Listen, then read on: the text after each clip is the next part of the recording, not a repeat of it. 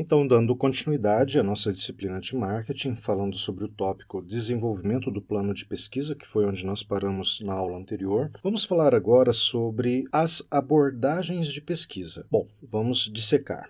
Abordar. Então, quando nós vamos fazer uma pesquisa, nós vamos abordar uma pessoa ou então um grupo de pessoas. E vale dizer que isso se aplica especificamente no caso da coleta de dados primários. Os dados primários, eles podem ser coletados basicamente de 5 maneiras, que nós vamos falar sobre elas. Pesquisa por observação, pesquisa de grupo de foco, levantamento, dados comportamentais e pesquisa experimental. Quando a gente fala por pesquisa por observação, o próprio nome já diz para nós, nós vamos observar alguma coisa. Então, é possível reunir dados novos, observando pessoas e determinados cenários que sejam relevantes para a nossa pesquisa. Então, por exemplo, numa loja, você pode colocar um pesquisador e ele vai observar como que os consumidores se comportam. Então, ele vai observar como que as pessoas entram na loja, como que as pessoas se movimentam dentro da loja, como que é o processo de escolha. Então, todos os detalhes que sejam importantes para o objetivo da pesquisa, isso tem que ficar muito claro. Você vai coletar dados que reforcem, que ajudem o seu processo de análise visando o objetivo, que foi o item número 1 que nós vimos do processo da pesquisa de marketing. Qualquer coisa, qualquer outra informação que você coletar, de repente você está fazendo a coleta de maneira desnecessária. Então, esse é o caso da pesquisa por observação. Já uma outra pesquisa é por grupo de foco, que nós também chamamos de focus group. Um grupo de foco, na verdade, é uma reunião de um grupo de pessoas, como o próprio nome diz. Mas geralmente esse grupo de pessoas ele pode variar ali mais ou menos de 6 a 10 pessoas, e essas pessoas são cuidadosamente selecionadas com base em determinadas considerações demográficas, psicográficas, entre outras. Então, por exemplo, você vai escolher os participantes do grupo de foco baseado na idade. Então, se o seu produto é, por exemplo, para adolescentes, você vai chamar um grupo condizente com essa faixa etária.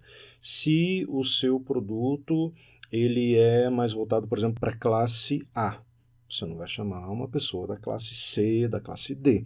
Tem que ser muito coerente com aquilo que você está pretendendo analisar. Nesse caso, essas pessoas elas vão ser reunidas e ali vão haver algumas discussões relacionadas a tópicos de interesse da pesquisa. Nesse caso, é feito um planejamento antecipado, existem coordenadores, existem pessoas que vão direcionar os questionamentos. Geralmente, os participantes eles recebem ali uma pequena ajuda de custo para comparecer, para criar ali um atrativo. Então, você pode dar aí algum tipo de benefício para essas pessoas, para elas se sentirem incentivadas a participar. Mas, geralmente, você não deixa explícito qual é a empresa, qual é o objetivo, para que você não crie um viés, que as pessoas não cheguem ali com determinados preconceitos ou determinada vontade de ajudar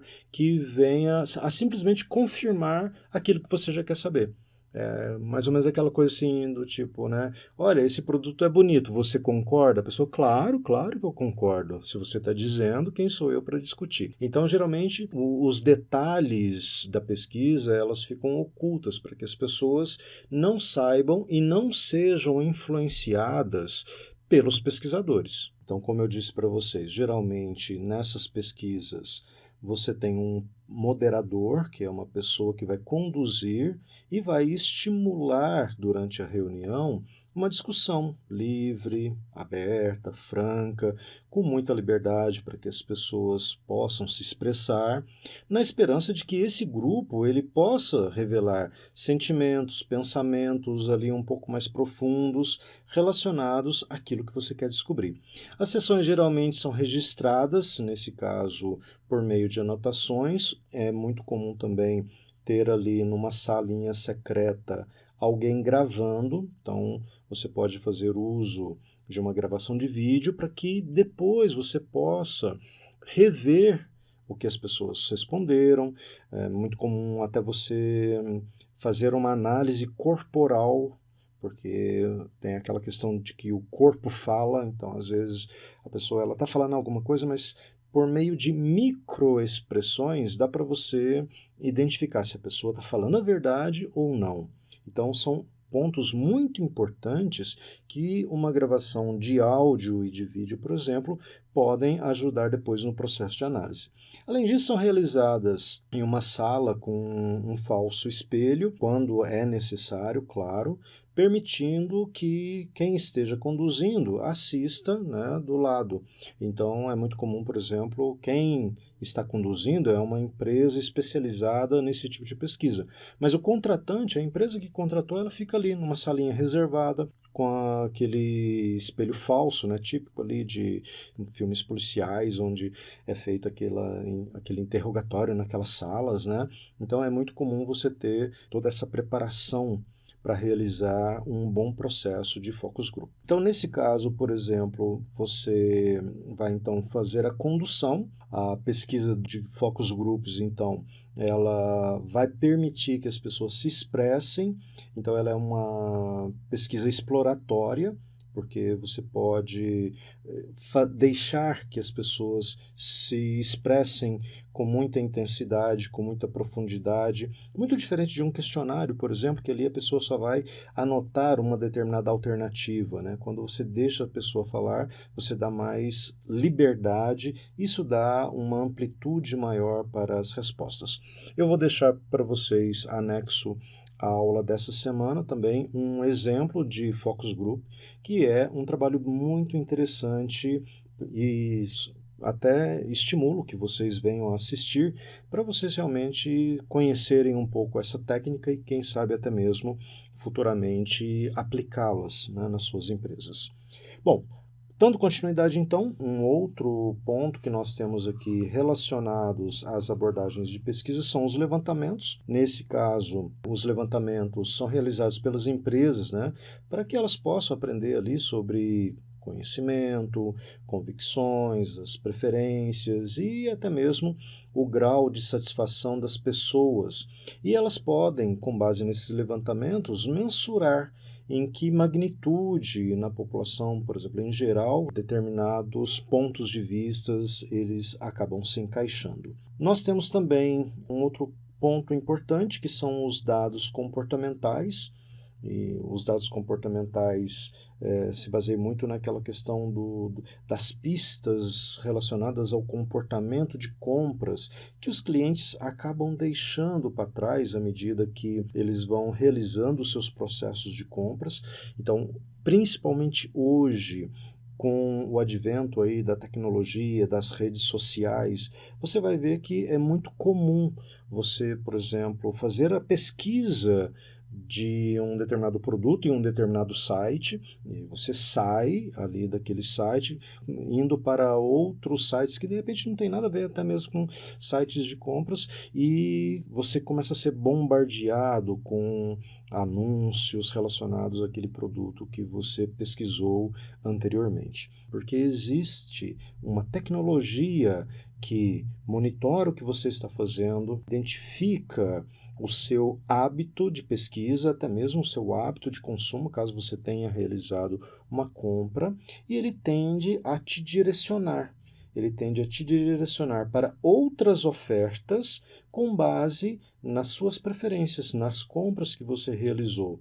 Então, neste caso, para as empresas que estão fazendo esse tipo de anúncio, esse tipo de tecnologia, como eles sabem que você tem uma determinada preferência, eles conseguem te atingir de uma maneira muito mais contundente. Então, eles ali, basicamente, eles vão direto ao ponto, com base naquilo que você quer, com base naquilo que você está demonstrando que é uma preferência sua de consumo. E por último, nós temos a pesquisa experimental. Do ponto de vista científico, é a mais válida e ela tem como propósito captar ali as relações de causa e efeito, de modo que ela consegue eliminar ali algumas explicações contraditórias de algumas verificações observadas. Nesse tipo de pesquisa experimental é muito comum a gente fazer a divisão ali de grupos de controle. Então, por exemplo, vamos supor que em uma semana você faz a oferta do seu produto a um determinado valor e ali você vê qual que foi o impacto disso perante ao seu grupo consumidor. E aí, na semana seguinte, você faz uma pequena alteração no valor do produto cobrado, né? Pode ser um pouquinho mais alto, um pouquinho mais baixo, e ver qual que é o impacto disso no comportamento das pessoas.